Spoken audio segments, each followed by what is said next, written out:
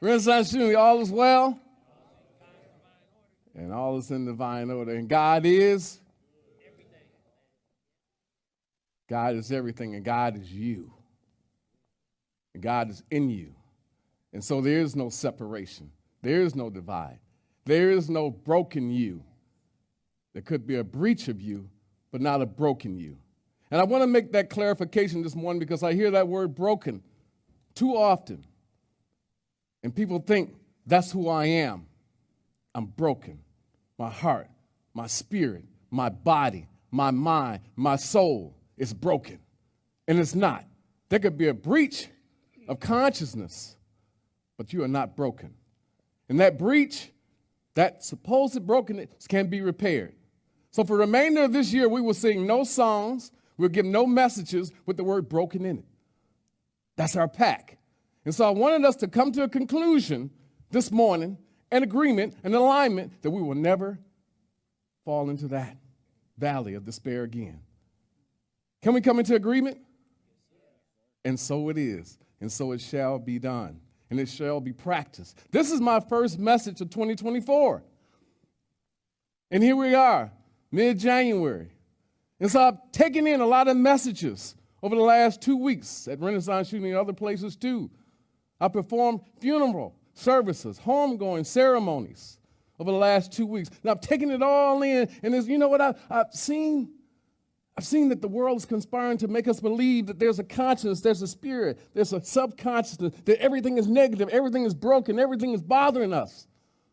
And because of that, we lost touch with who we are. I am, you are divinity.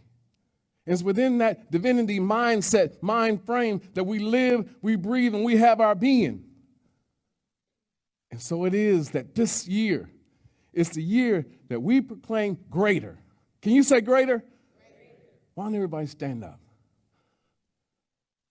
This has got to be one of those messages where you take notes, where you take minutes, where you get the moment where you hear something that just tingles your senses, makes you think, I need to switch. I need to change. And we have a problem with that.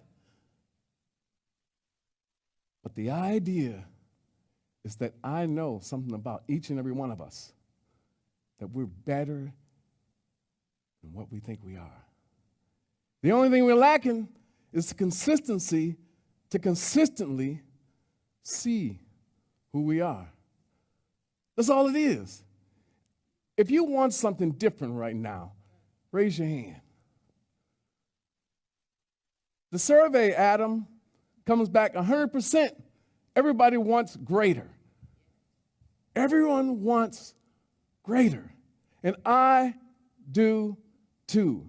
And I believe there's something that's manifesting in my soul, in my spirit, that's pulling me forward in 2024. And so I don't want to get up here this morning and just coddle you, console you, and keep you where you're at.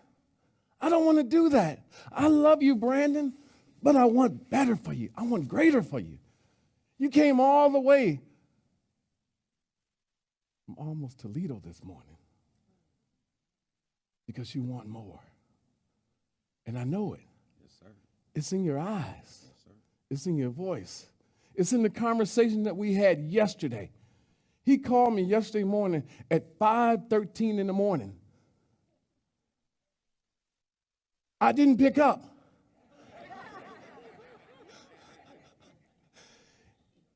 The reason I didn't pick up, I had about 315 pounds on the bench press, so I glanced over there because I'm always thinking, Michael, about an emergency could happen early in the morning. And then I looked, and I said, Brandon, not right now. Because I got to work on this chest, this pectoral. Needs some work. So repeat after me. Greater, greater, greater am I. Greater, greater am I. And so because I am greater, because I want greater, I must do greater. And what does this require of me? Greater faith, greater focus, greater freedom, Now, focus on these words again and repeat them after me. Greater faith, greater focus, greater freedom. Set me free. You may be seated. I get excited about these kind of things. I got excited this morning. I was coming in with the mastermind journals in hand, and I said I was going to give away 3 mastermind journals because I don't want anyone to have the excuse that I don't have a mastermind journal, that I don't have the resources to get it. And I came in the door, and where are you at? Stand up. What's your name? Jill. Jill saw the mastermind journal and said, I want a mastermind journal. I'll buy it. I said, Jill, I was leaving out my garage, and I had a case of mastermind journals, pulled out the garage, and said, I need to take those journals. And so I collected all these journals, 17 journals, brought 3 in with me today, because I said, somebody is going to need this after the lesson today. And so, Jill, thank you for letting me know that the Lord was talking to me this morning. Let's give Jill a round of applause. This is about building a new momentum, a new moment, and a new movement within you. Understand that again. New momentum, new moment, and new movement within you. This has nothing to do with anybody else. It's not bilateral, trilateral. This is about you. And going within for greater. Greater is in you than you'll ever find in the world. And I didn't realize that until Martin Luther King Day this past Monday. I was at an event, Brett, with 700 people called the Keeper of the Dream at Oakland University. Leah and I had given out 2 scholarships of 7 that was given. After the event, got a ping on the phone saying you're supposed to be at this community center at 2 o'clock to speak. I'm thinking, why did I commit to that months ago? I pull up, and it's a retirement village. Again, I say, why am I here? I just came from an event with 700 people and was one of the focus of the event. I went inside this room, and there was probably about 30 people there. Ego took over and said, why am I here? I should be someplace else. Went to the room. Out of the 30 people, at least 17 were in wheelchairs. At least 15 looked like they were despondent. You ever get up in front of anyone and you're talking and it looks like they're zoned out on you, they're asleep? Well, these were senior citizens. Most average age, after I polled them, they were about 74 years of age, average age. And so I'm thinking, all these zoned out, why am I here talking about civil rights movement, Dr. King? I could be somewhere else. And so I said, Lord, you put me here, so I better come with high energy because I'm a high energy person all the time, right? You don't get the no energy Glenn, right? There's no such thing. So he won't ever be revealed. And so I said, hey, how y'all doing? And they looked.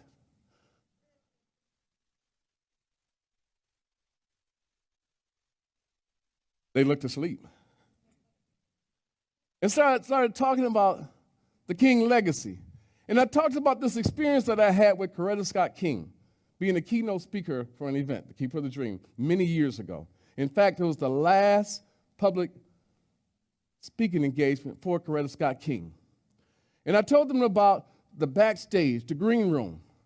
I'm back there, and at the end of this reception, it's just me and Coretta Scott King.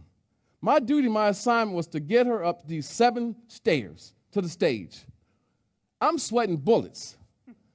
So I'm thinking, this is really the mother of the civil rights movement here. And my charge, my assignment is to get her up these 7 stairs. Now at this time, keep in mind, this was her last public appearance. I didn't know that, but at this time she was pretty frail.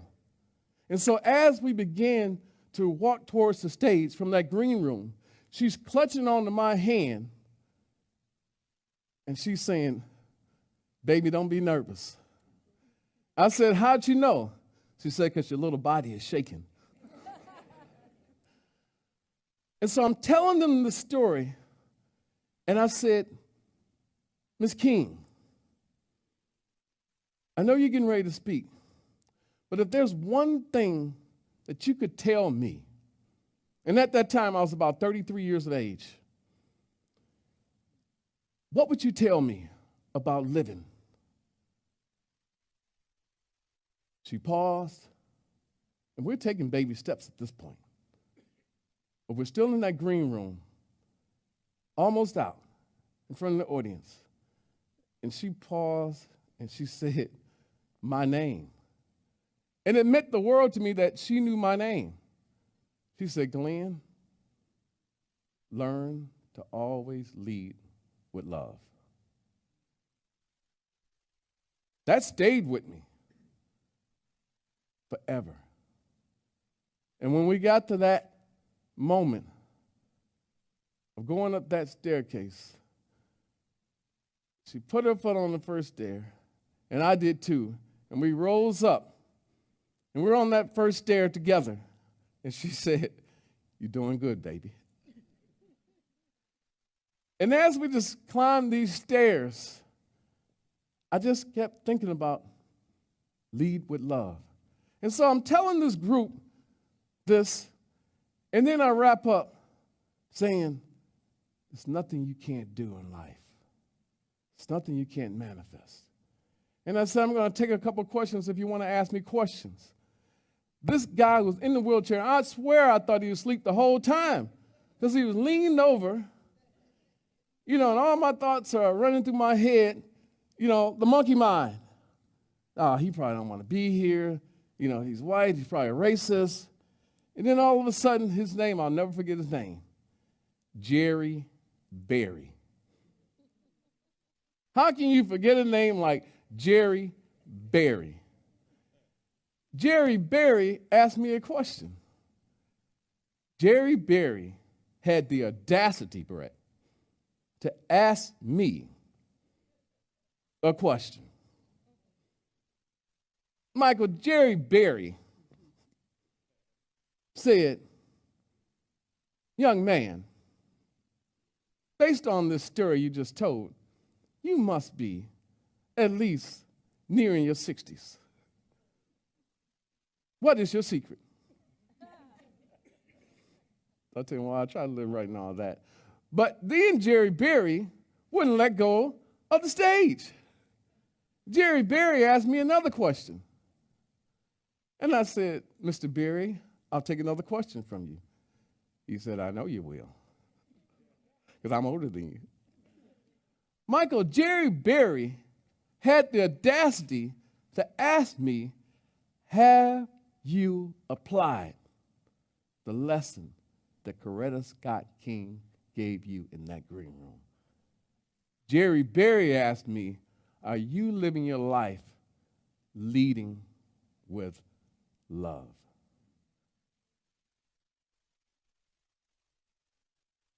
Jerry Berry is a bad man.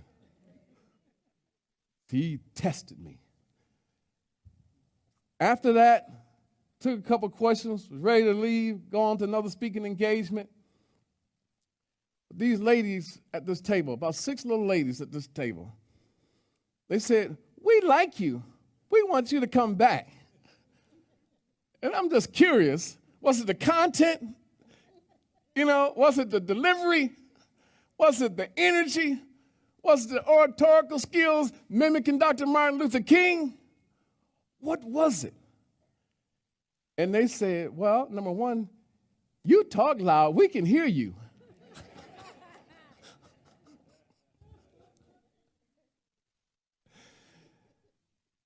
Second thing they said is that we love your energy, and it makes us feel good. And when you're in the situation we're in right now, most days, that's all you live for, is to find the sense of feeling good. I left there feeling like I had just went to school and been taught multiple lessons. So if Jerry Berry is watching this morning, thank you. You taught me a lot. And so it is, we move into this new momentum this new moment and this new movement. And it's a new memory system that I want us to engage in. And that new memory system allows us to only possess and keep and lock in those things that serve us to become greater. Greater. And anything that's inconsistent with that, we want to do away with it. Last week, I'm running, ripping and running, as I always do. My phone's not working, and so I go inside of the phone looking for directions, searching, and finally I'm able to call AT&T, and AT&T says, go to your settings. I'm not technologically inclined. I'm technologically challenged. And the good thing about me is that I have a wife who's into technology. That's what she does for a living. And so usually when she's around, I just say, baby, can you fix this? I'm inadequate. I'm insufficient. Help me. But they said, go to your settings. Go to your settings and do a reset. All of us have a reset button on us. All of us have the ability to always think back in our memory and think about the settings. What settings are we on this morning? Because that determines what we take in and what we allow into our memory system. Because we're always constantly pulling from the memory system what we've seen, what we've heard, and what we've experienced. And so we always have the opportunity to purge, delete, and reset. That's our right. That's our privilege. And so it's more than this notion of how you doing. And you say, fine. Whenever anyone gives me that fine, I think about that. What does fine mean? Maybe you've heard this. Fine means feelings I'm not expressing. And so I'm just fine. How many of you know fine is just adequate? Fine is just okay. Fine is I'm getting by. Fine is life is doing what it does to me, but it's not greater. And so fine is not enough. Fine means feelings I'm not expressing. And chances are, Daisy, the feelings that you're not expressing is really your divine self trying to express your highest self. You understand that? Can I get an amen then? If you understand from this point on, when I use that word fine, and we do it casually, it's an epidemic. How you doing? Fine. Well, maybe. But if we're just doing that because we're playing parrot, doesn't mean anything. I can teach a parrot to say that. How you doing? Fast.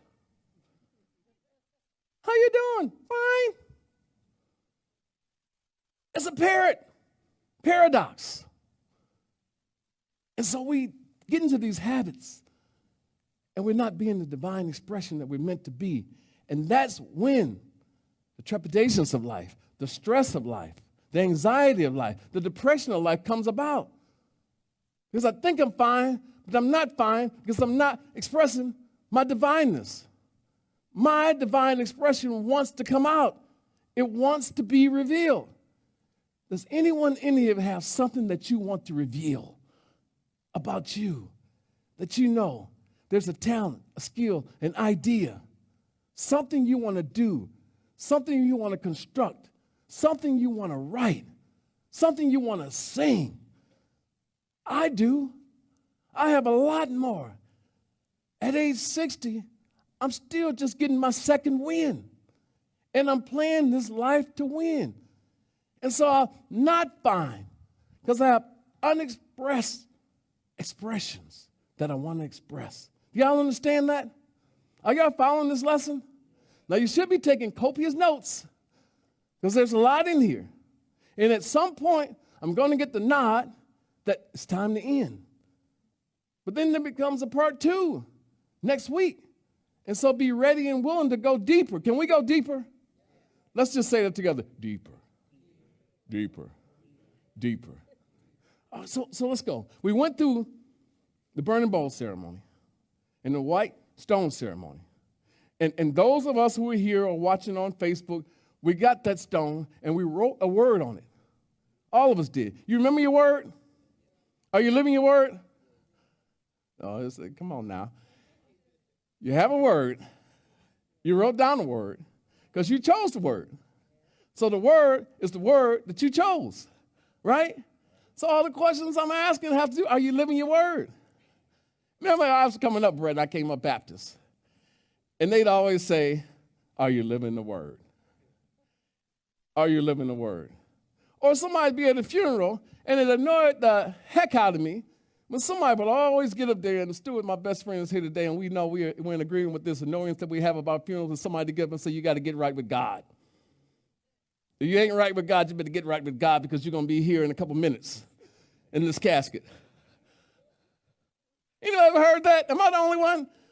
Stuart and I, we're the only ones that heard that before?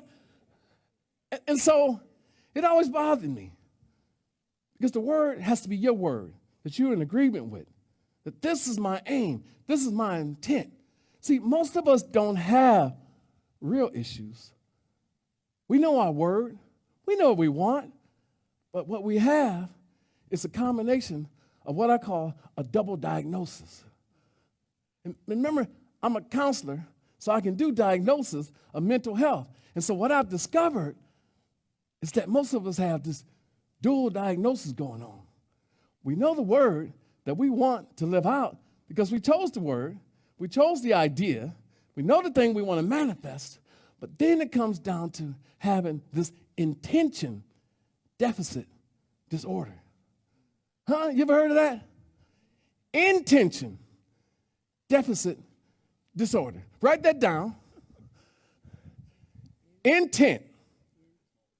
Intentional deficit disorder. I have this intent, but I have a deficit in keeping my mind stayed on the intent. And because of that, what comes with that is an attention deficit disorder. You get it? My intent is there. I wrote it on the stone. I wrote it in my mastermind journal, but I can't keep my attention on the intent. And so I'm dual diagnosed as having an intentional deficit disorder and an intention deficit disorder. And the combination is keeping me away from experiencing greater. Huh? Is that right? That's most of us. It's a dual diagnosis. Is it something we can't cure? Is it incurable? Is it? I'm asking your opinion. I'm surveying you one more time. It's curable. Let's say it. Thank God it's curable. Because I got some symptoms. These messages that I give you are things that I face too, that I'm challenged by too. And so I'm not lecturing to you, I'm lecturing to myself. Because Glenn, you want greater. You got to get it together. You know, and I'm having these conversations with myself as I'm driving. I'm in the bathroom, sitting on the toilet. I'm having these say, you got to get it together. You got to release and let go.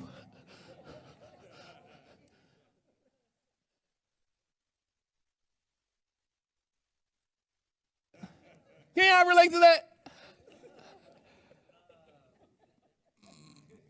See, my bathroom is my sacred place. And my wife, Leah, stand up, Leah, so they can see you. Stand up.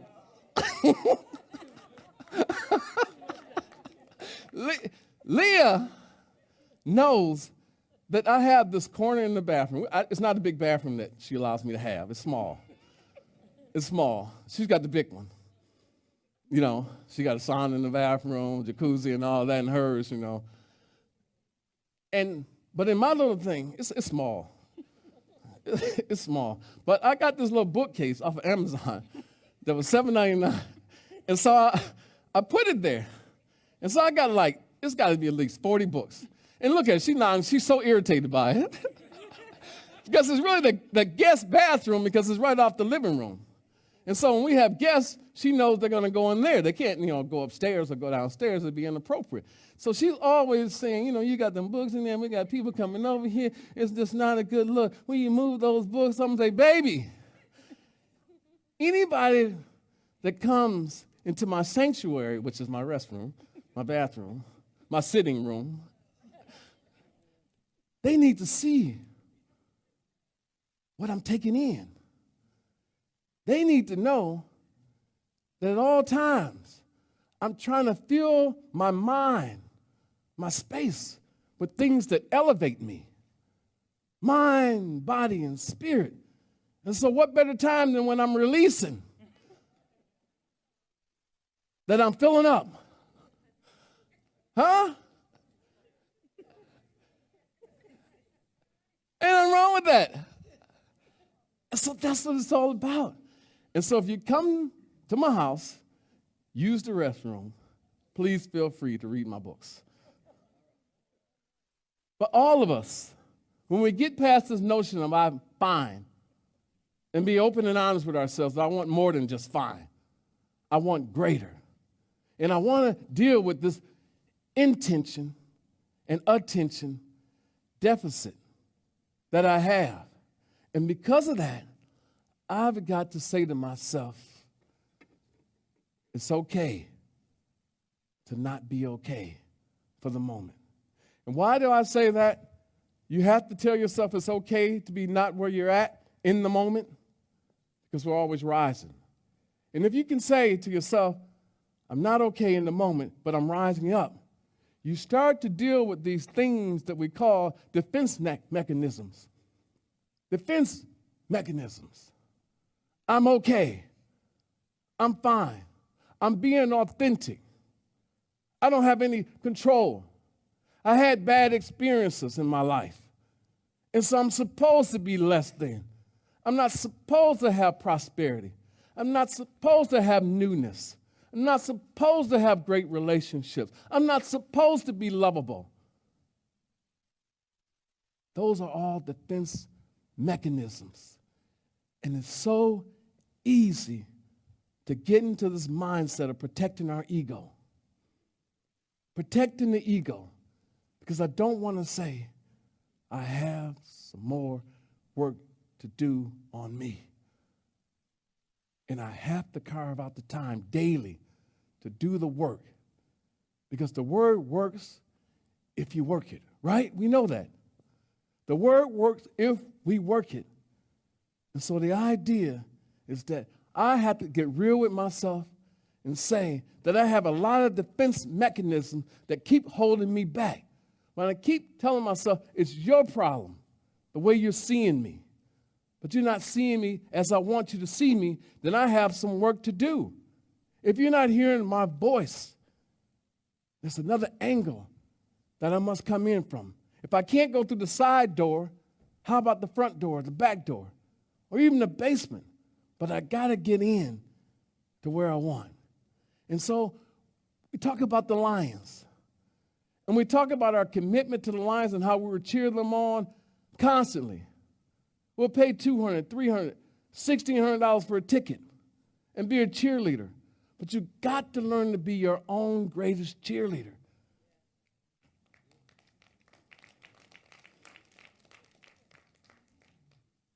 That's what this is about. Cheering yourself on. I'm always telling people who try to remind me from whence I came, what I was, what I used to do. I'm always saying, yeah, I may not be what I want to be, but I'm moving towards who I am destined to be. And so when you saw me doing those things, I was just learning and growing, experimenting. And that's all life is, right? It's a big laboratory for us to experiment with things. And as we try things, move into the wrong circles, we move away from those things. But it always comes down to what's in your ear. And that what becomes who's placing that what in your ear. And so we guard our ears, our mind, our body, and our spirit constantly. We keep saying, in God we trust. Can we say, in God we trust? And so there's a little Bible verse, Acts 17:28, that says, for him we live and move and have our being. For in him we live and move and have our being. And when you think about that, we all know that verse, don't we? Don't we? And we claim it as ours and we say it. And it sounds good. For in him we live and move and have our being. But what does it really mean? You know? What does it really mean? Now there's three things. Let's go to the next slide. There is that divine connection. And it's important. There is the inner awareness. Next slide. Keep going through these, Dottie. And then there's an interconnectedness. So somewhere between divine connection, inner awareness, and interconnectedness, it all becomes important. But what's so important about that? Bible verse. Go back to the verse, Donnie. Who is the him that we live and move and have our being? God is. There's a divide here. I feel like there's a war going on inside of people here this morning, because when I say, for in him we live and move and have our being, somebody said the him is God. Is the him God? I'll give you the right answer. The answer is yes. But who is God? The divine spirit. Who is the divine spirit? Us. Can we collectively say us? We are the divine spirit. We are the God nature. We are the God element. We are God possessed. We possess God's power. And so it is that the him is us. The him is the masculine and feminine, but the masculine part of us is the part of us that tells us that we need to move on, that we need to strategize, that we have the power, dominion, and authority to move on. And so it is the him that we emphasize, because the him is the masculine part that tells us that we must do something, we must take action. Consciously, we must be aware that unless we take action, things can't change. We can't have greater. Now, are we getting it? Are we understanding it? Because when we pray to God, we're praying to our higher self. God is our highest self. Our highest self is a feeling, an emotion, an expression. That divine expression wants to express. Remember we said it before, the problem that we have, the stress that we have, the anxiety we have, the depression that we have, is because the divine expression hasn't been allowed to express itself. But when we allow the divine expression to express itself, all those things go away. All things are made new. The brokenness that you thought you were broke from is gone away because you moved away. Are you understanding this? This is huge right here, because as we proceed through the year, the messages have to get stronger for you to move towards your divine destiny. These mastermind journals here are so you are able to plot out what you want to emerge. They're not here just to read what the author says, the author of the month, and what the flavorful word of the month is. It's for you to write down the plan, the vision. If you don't have that vision, you can't have that intention. What is it about? Intention. And if I don't have the intention, I can't focus my attention. How many of you have written down some things that you want to manifest already this year? Raise your hand. About 30%. So 70% of us are mimicking the world. It's only a few people that write down their goals. Why do we write down our goals? Because the world comes at us fast, furious, hard, and is vying for our attention. And if we don't have a prescription for what we need, life will give us one and mislead us. And so here's our divine assignment today. Pull together your vision for your life. Pull it together. Be very intentional. What do I want? Be very descriptive. What is the sacred vision that I am now being pulled by? Can we read that together? Do you mind if we just read it and say to yourself, what is the sacred vision that I am now being pulled by? Everyone in here has something that's pulling you. It's tugging at you. It's saying, come this way. Let go of those old things. They really are no longer serving you. Come this way. Move this way. We come here every Sunday with the idea that life is going to get better. I'm going to experience greater. And so you have to be pulled by that vision. Nobody can give you that vision. It's you.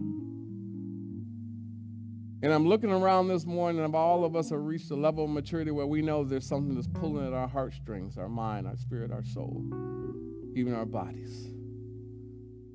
And so the opportunity now is just to say,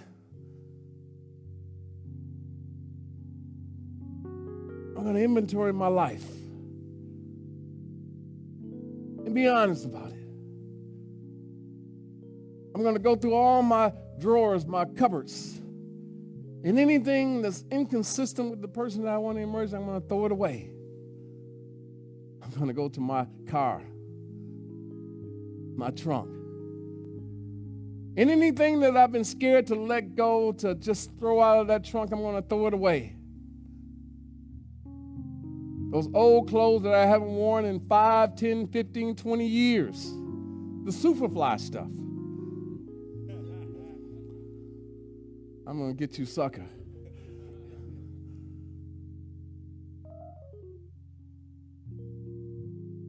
Discard them. The old books that are inconsistent with what we teach here at Renaissance Unity, throw them away. Anything that tells you that you have to pray to an outward source for what your inner call is, throw it away. Any book that you have that say you're broken, you're bothered, you're beneath, throw it away. Anyone in your life that doesn't fill you with hope, love, move them to the side. Can't throw away everybody, but we can certainly compartmentalize them. Not give them too much time. Compartmentalize means don't give them too much time.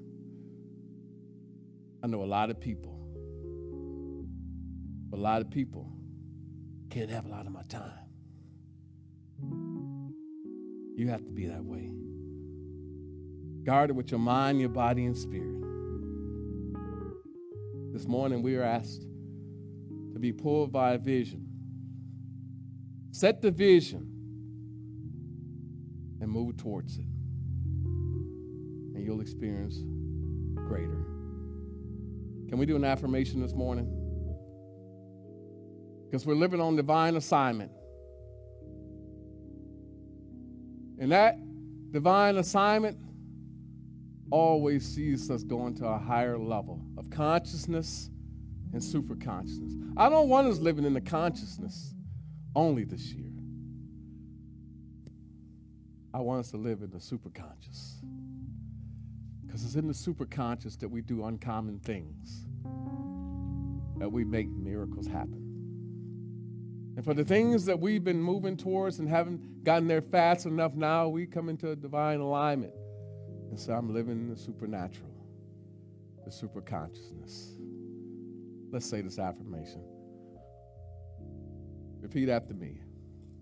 Living in divine alignment. I am one with the divine essence that breathes life into every cell of my being. In God, I live, I move, and I have my being. I am one with God. I recognize my inherent connection to the source of all life, all love, all wisdom. As I breathe in divine energy, I walk in total alignment with the divine purpose, knowing that I am supported and guided in every moment, every second, every minute, every hour, every day, every week, every month, every year. I am supernatural. I am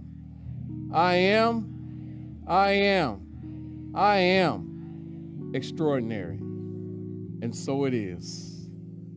Amen.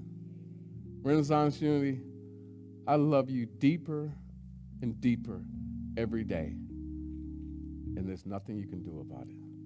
Thanks for having me this morning. God bless each and every one of you.